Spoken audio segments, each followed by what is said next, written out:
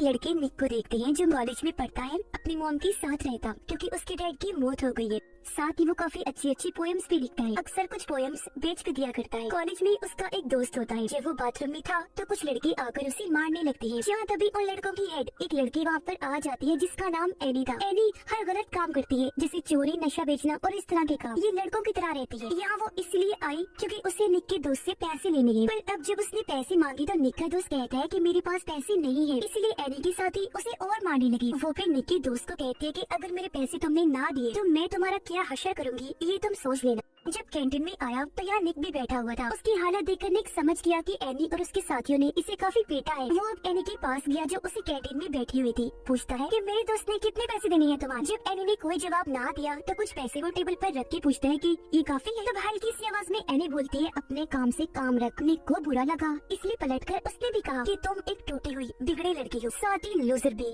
जो कहकर वो जाने लगा, पर एनी को इतना गुस्सा आया कि वो निक पर हमला कर देती है और इस तरह इन दोनों की लड़ाई हो जाती है। कुछ देर के बाद दोनों को प्रिंसिपल की ऑफिस भेज दिया गया। प्रिंसिपल एनी को आगे से ऐसा ना करने का कहकर यहाँ से भेज देते हैं, जबकि निक को कहते हैं कि ऐसी लड़कियाँ ठीक नहीं होती तो इससे दूर रहो। जिसके बाद वो भी यहाँ से चला जाता है। रात को निक के घर उसका दोस्त आया जो उसे कुछ पैसे देकर पोएम खरीदता है। फिर पूछता है कि कल रात एक पार्टी है, क्या तुम जाओगे उसमें। निक कहता है कि नहीं, क्योंकि कल मैं लंदन जा रहा हूँ। वहाँ एक काफी बड़ी अकेडमी में राइटर्स की मीटिंग है। वो उसे अपने टिकट भी दिखाता है। उसके दोस्त ने पूछा क्या तुम्हारी मॉम को पता है इस बारे में। निक कहता है कि नहीं, अगर उन्हें पता चल गया तो वो मुझे जाने नहीं देंगे। अब एनी अपने एक दोस्त के पास आई जो भी उसकी तरह गलत काम करता है। ये दोनों अब एक ज्वेलरी की दुकान पर आकर रुके। वहाँ का शीशा एनी तोड़कर वो उससे ज्वेलरी चुरा लेती है। अगली सुबह जब एनी वहाँ से जाने लगी तो अपने साथ वो चोरी करे ज्वेलरी भी ले जाने लगती है। उसका दोस्त कहता है कि ज्वेलरी इधर ही रहने दो, इसकी हिफाजत मैं करूँगा। एनी कहती है कि नहीं, तुम इसकी हिफाजत नहीं कर सकती, ये मेरे साथ ही रहने दो। जो कहकर वो यहाँ से चली गई। इस पर उसके दोस्त को बहुत गुस्सा आया। वो पुलिस को कॉल करके सब कुछ बता देता है। कॉलेज में आने के बाद एनी वो ज्वेलरी अपने लॉकर में रखने लगती है और उसे ऐसा करते हुए निक के दोस्त ने देख लिया था। थोड़ी देर के बाद यहाँ पुलिस आ गई। जब उन्होंने एनी के लॉकर की तलाशी ली तो उन्हें वो ज्वेलरी मिल जाती है, इसलिए वो एनी को गिरफ्तार करके ले जाती है। पर क्योंकि वो स्टूडेंट थी तो जल्दी उसे छोड़ दिया गया। ये एक हफ्ते के बाद उसकी कोर्ट में पेशी है। छूटने के बाद वो अपने दोस्त को कॉल करके बताती है कि मुझे गिरफ्तार कर लिया गया था। वो पूछता है तुमने कुछ बताया तो नहीं। एनी कहती है कुछ भी नहीं। फिर वो पूछता है कि कौन हो सकता है ये जिसने पुलिस को सब बताया। अब हालांकि वो खुद ही था, पर यहाँ एनी को ये लगता है कि वो निक का दोस्त है जिसने पुलिस को सारी जानकारी दी, क्योंकि लॉकर के पास उसने एनी को देखा था।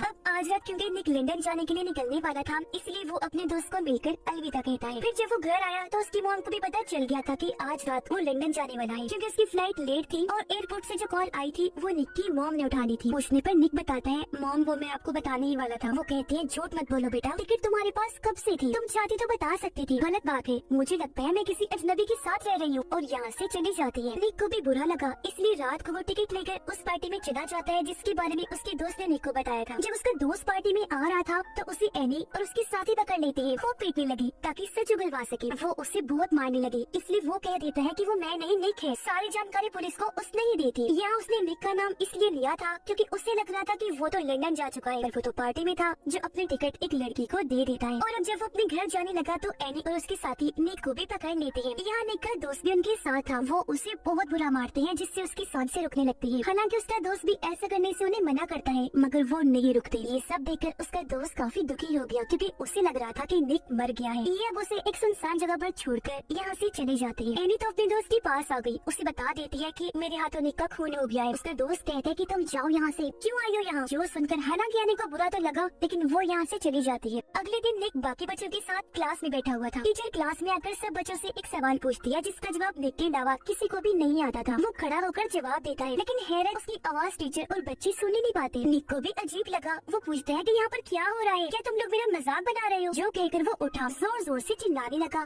सबके आगे हाथ हिलाने लगता है, पर कोई ना तो उसे देख और ना ही सुन पा रहा था। वो एक किताब जो टेबल पर पड़ी थी उसे उठाकर दूर फेंक के मारता है, लेकिन अगले पल जब उसने टेबल पर देखा तो किताब वहीं पर पड़ी हुई थी। टीचर कहती है कि निक और उसकी पोएम के बारे में तब बात करेंगे जब वो क्लास में होगा। जो सुनकर वो काफी चौंक गया। कहता है अरे ये क्या हो रहा है, मैं क्लास में तो हूँ, आखिर क्यों किसी को नहीं दिख रहा। वो अब प्रिंसिपल के ऑफिस में जाकर फोन उठाता है, अपनी मॉम को कॉल करने लगता है। तभी प्रिंसिपल भी आ गई, फोन की घंटी बजने लगती है। असल में निक को ये लग रहा था कि फोन मेरे हाथ में है, पर वो तो अपनी जगह पर ही पड़ा हुआ था। और अब प्रिंसिपल जब फोन उठाते हैं तो कॉल पे निक की मॉम थी। वो उसे पूछती है क्या निक क्लास में है, जिस पर प्रिंसिपल फोन वही रख के निक को क्लास में चेक करने चली जाती है। और अब वो यहाँ से भागकर जाने लगता है, पर तभी एक लड़की से टकरा गया जिससे वो नीचे गिर जाती है। लेकिन अब जब उसने दोबारा देखा तो लड़की अपने रास्ते आगे बढ़ने लगी, यानी वो गिरी ही नहीं थी। वो यहाँ से भागकर सीधा अपने घर आया, जहाँ उसकी मॉम के साथ एक डिटेक्टिव होता है जो उसके कमरे की तलाशी ले रहा था ताकि यहाँ से कोई काम की चीज मिल सके। लेकिन उन्हें निक के बारे में कोई सुराग नहीं मिलता। इधर भी निक उन्हें नजर नहीं आ रहा था, जबकि वो सबको देख और सुन भी सकता था। अब ये डिटेक्टिव यहाँ से सीधा एनी के पास गया, क्योंकि कल ही उसके साथ निक की लड़ाई हुई थी। डिटेक्टिव उसे कहते हैं कि तुम्हें पकड़वाने के लिए पुलिस स्टेशन में किसी ने कॉल की थी, क्या वो निक था? एनी बोली कि मुझे नहीं पता, मैं तो अपने दोस्त के साथ ही उस वक्त। जो कहकर डिटेक्टिव यहाँ से चला जाता है। निक ने क्योंकि ये सारी बातें सुन ली थी, इसलिए वो एनी से पूछता है क्या तुमने बस मुझे इसलिए मारा क्योंकि तुम्हें लग रहा था कि पुलिस को सारी जानकारी मैंने दी? जो कहकर वो एनी को धक्का देकर छत से नीचे गिरा देता है। पर अगले ही पल उसने देखा कि ये सिर्फ मुझे लग रहा है, ऐसा कुछ हुआ ही नहीं, क्योंकि एनी तो अभी भी उसके पास ही खड़ी हुई थी। जिसके बाद निक यहाँ से अपने घर आया। वो जब कमरे में लेटा हुआ था तो उसकी मॉम आई, जो निक की डायरी से उसकी पोयम को पढ़ने लगती है, पर बीच में ही छोड़कर वो यहाँ से चली गई। तभी निक के कंधे पर एक चिड़िया आकर बैठ जाती है। वो उसे वहाँ से हटाकर हाथ में पकड़ लेता है। इस बात से निक को बहुत खुशी हुई, क्योंकि जो हालात उसके साथ हो रहे थे उनमें से ये पहली चीज थी जिससे वो हाथ लगा सकता था। अब तभी उसकी नजर सामने पड़ी। उसने देखा कि जो चिड़िया इस वक्त मेरे हाथ में है वो तो सामने गिरी पड़ी है, जख्मी होने की वजह से तड़प रही है, क्योंकि जल्द ही मरने वाली थी। और अब अगले ही पल वो मर जाती है, जिसके साथ ही निक के हाथ से भी गायब हो जाती है। तब ये देखकर वो सारी बात समझ जाता है, यानी उससे पता चल गया था कि मैं अभी भी जिंदा हूँ, बस मेरी आत्मा मेरे जिस्म से बाहर निकल आई है। यानी मैं जिंदगी और मौत के बीच की उस जगह पर हूँ जहाँ मेरी मौत कभी भी हो सकती है, बिल्कुल इस चिड़िया की तरह। पर अगर मैं मर गया तो मेरी आत्मा हमेशा हमेशा के लिए इस दुनिया से चली जाएगी।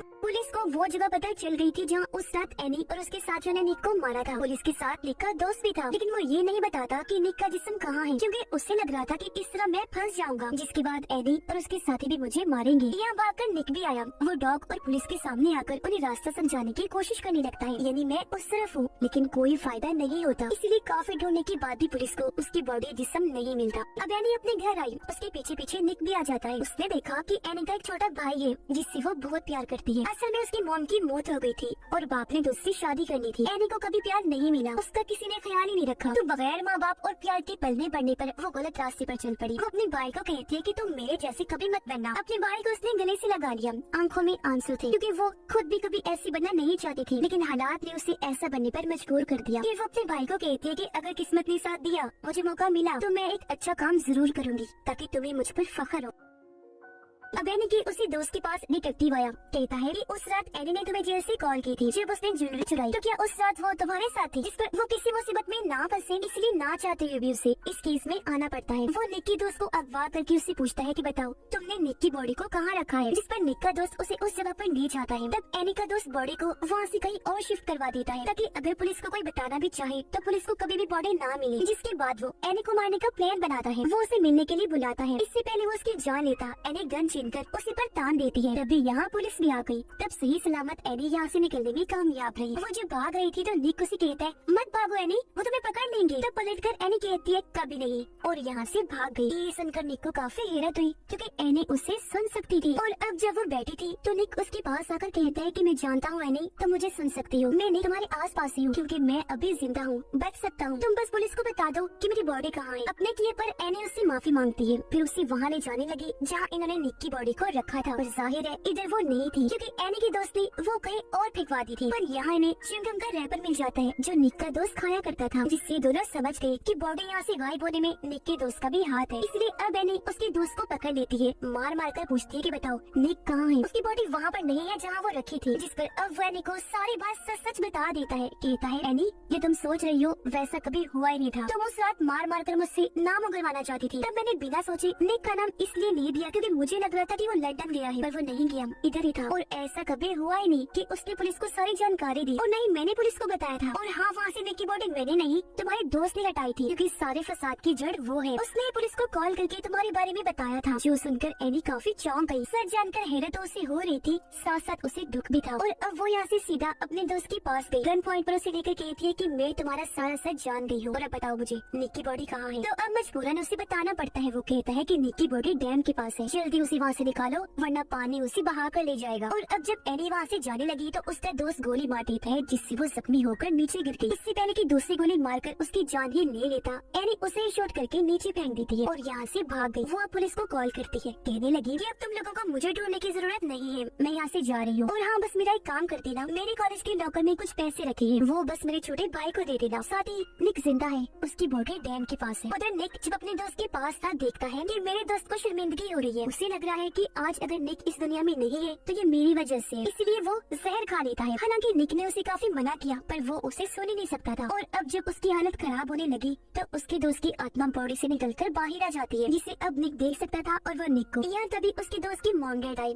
उन्हें भी पता चल गया था कि हमारे बेटे ने जहर खा लिया है, पर उसकी हालत इतनी बुरी नहीं थी। निक डैम के पास पहुँच गया, जल्दी उसे अपनी बॉडी मिल पे जाती है और तभी डैम से भी पानी आना शुरू हो जाता है। इसीलिए वो अपनी बॉडी को उठाकर ले जाने लगा, लेकिन वो खुद अपनी बॉडी को नहीं उठा सकता था। वो मदद के लिए चिल्लाता है पर कोई भी उसकी आवाज को नहीं सुनता, आस पास कोई था भी नहीं। और अब तभी यहाँ डिटेक्टिव, निक की मॉम और बाकी सब भी आ जाती है। पुलिस ने डैम बंद करवा दिया। जैसे उसकी बॉडी मिली फौरन उसे हॉस्पिटल ले जाते हैं, लेकिन उसकी हालत बहुत ज्यादा खराब थी। उधर एनी भी पुलिस से बचते हुए किसी तरह हॉस्पिटल पहुंच जाती है, जहाँ उसके साथ साथ निक की आत्मा भी थी। इससे पहले एनी अंदर जाकर निक से मिल पाती, वार्ड के बाहर जहाँ निक की मॉम बैठी थी वो उसे देख लेती है। उन्हें गुस्सा तो था ही, इसलिए वो एनी के मुंह पर जोरदार थप्पड़ मार देती है। कहने लगी कि आज निक की जो भी हालत है तुम्हारी वजह से। निक को बुरा लगा, वो जोर से चिल्लाते हैं, मॉम ये आप क्या कर रही हैं? पर मॉम ने नहीं सुना। एनी कहती है कोई बात नहीं, वो तुमसे प्यार करती है इसीलिए गुस्सा है। निक की मॉम पूछती है ये तुम क्या कह रही हो? तो वो बता देती है कि निक यहीं पर है मेरे आसपास। निक की मॉम कहती है मगर मुझे तुम्हारी बातों पर यकीन नहीं है, अगर तुम सच कह रही हो तो साबित करो। तब निक एनी को कहता है कि मॉम को बताओ कि मेरे गायब होने के बाद आप मेरे कमरे में आई, आपने मेरी डायरी से जिंदगी में पहली बार मेरी पोयम पढ़ी, फिर उसे बीच में अधूरा ही छोड़कर यहाँ से चले गई क्योंकि आप वो पढ़ के जज्बाती हो गई थी। और अब एनी के जरिए निक अपनी मॉम को कहते हैं कि आपने डैड के गुजर जाने के बाद कितना बुरा टाइम देखा, मैं उसे कभी नहीं समझ पाया मगर अब मैं सब कुछ समझ सकता। निक की मॉम कहती है अच्छा बस बताओ तुम्हें क्या चाहिए। तब एनी कहती है कि मैं एक बार निक से मिलना चाहती हूँ क्योंकि मैं ही हूँ जो उसकी मदद कर सकती हूँ, उसे वापस ला सकती हूँ। इसलिए अब निक की मॉम उसे अंदर जाने की इजाजत दे देती है। निक के पास आने के बाद एनी की आंखों में भी आंसू आ गए थे। वो उसे कहती है प्लीज वापस आ जाओ, फिर उसके कंधे पर सर रख के वहीं लेट गई। और अब कुछ ही पलों में निक आंखें खोलता है, यानी उसकी आत्मा बॉडी में वापस आ गई थी। निक एनी से पूछता है